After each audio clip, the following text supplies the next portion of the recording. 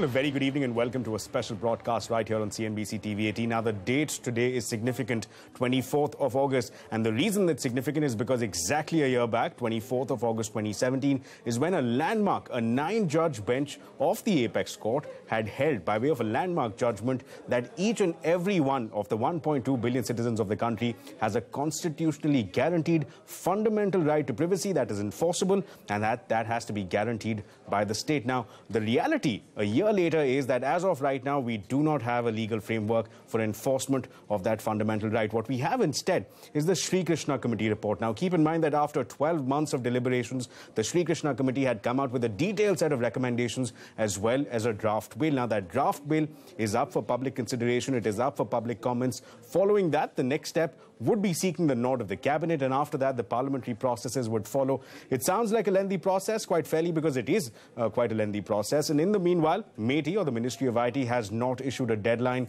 that they're working with for passing of this draft bill, passing of this draft legislation, which again begs the question, why is it that we do not have a legal framework a year after the Apex Court's landmark judgment, which effectively means that as of today, there is no means of ensuring accountability of data fiduciary, and there is no means of enforcing that fundamental right to privacy. Now, we pose these questions and very many others to the CEO of the Uidai, Mr. Ajay Bhushan Pandey. Let's listen in to what he had to say.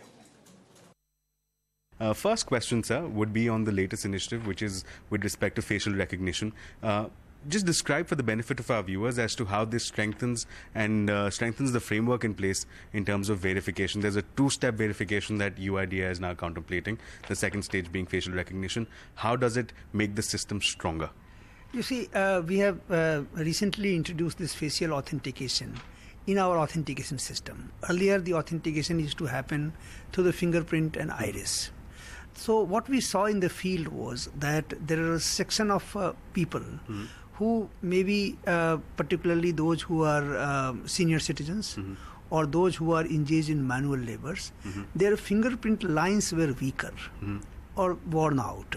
So when they went, let's say, to a bank and wanted to open a pension account and gave Aadhaar number and the fingerprint, and if the fingerprints were weaker, then the authentication failure used to happen. Similarly, let's say a person who was engaged in a manual labor went to a PDS shop, and in the PDS shop, because of this again a worn out fingerprint, there used to be authentication failure, and then the complaints of denial of service, hardship, those things used to come. So we were quite alive to that problem, and so we tried to build in a facial recognition system. When somebody enrolled for Aadhaar, that time we already have captured his photograph. So we thought that if we have already his photograph in our database, then why not take the photograph at the service point and include it with the fingerprints and then try and do authentication. So we conducted a lot of experiments, and finally we found that it gives a very good result, particularly the people whose fingerprints are weaker or worn out. If that fingerprint is combined with the face, then our chances of success of authentication improves substantially. So based on that, our scenario, we have introduced this facial authentication as a part of our authentication system. The whole idea is that it should improve convenience, number one. It should prevent exclusion and ensure inclusion on the other hand. And at the same time, it also adds one more layer of security. Because till now, let's say when you use your Aadhaar number and fingerprint authentication, it was a single factor authentication, right? Now what will happen is that along with the fingerprint, your face also will be captured. So now it is straight away your security is doubled because of 2-factor authentication. For example, earlier, let's say when you used to, about 10 years back, when you used to access your bank account, for example, you used to use username and password. When the people started cracking the password, then the banks and everyone resorted to one-time OTP or some secret questions and some other things, right? So now what has happened here is that, what we are saying is that the Aadhaar number, fingerprint and face. So this adds one layer of security. So this is a very unique concept that this facial recognition will on the one hand, it will ensure inclusion, prevent exclusion on the ground of weaker fingerprints, on account of weaker fingerprints. But at the same time, it will also ensure security and enhance security. Right. So let me just ask you a corresponding question. There has been constant criticism with respect to this facial recognition system itself. The criticism is twofold. One, that the photo data that will be collected by the TSPs, like for instance in phase 1, will be stored with them. And also the fact that since the very constitutionality of the Aadhaar Act is currently subject to review before the Apex Court, the question essentially was, is it entirely appropriate before the Supreme Court judgment comes out, before we have a framework for data security? No, you see, so far the data security is concerned, because it is going to improve security.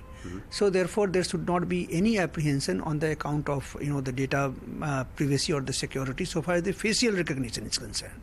Because in the when you give your face and the fingerprint, our system ensures that the whole thing gets encrypted at that particular moment itself.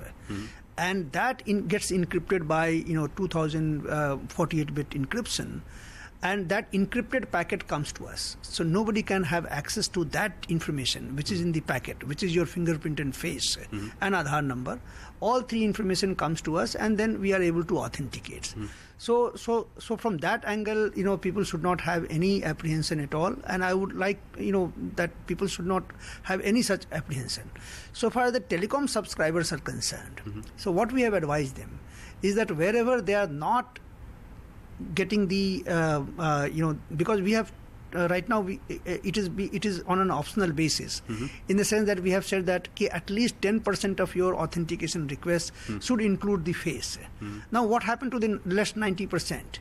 Now in cases we have received complaints, and you also must have read in the media, that at some places the people use the spoofed fingerprints. Somebody made some kind of a rubber fingerprint or something of that kind, and then they try to misuse somebody's fingerprint, right? So in such cases, what we have told them, that they were already earlier capturing the photograph, physical photograph, they were keeping that in the database. Prior to when they started using Aadhaar, all these telecom subscribers, when used to fill in the form, the form had already a photograph in their own database, right?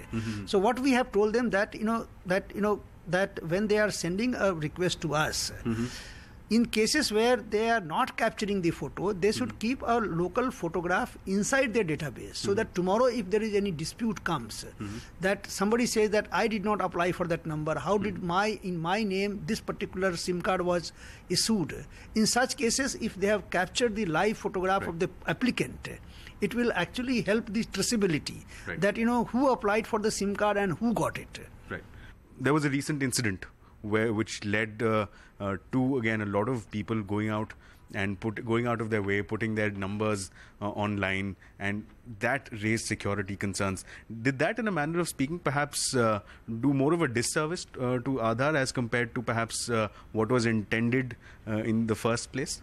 No, first of all, we issued an advisory saying that the people should not put their personal information, such as Aadhaar, unnecessarily on a social media or social domain. And I'll give you an example.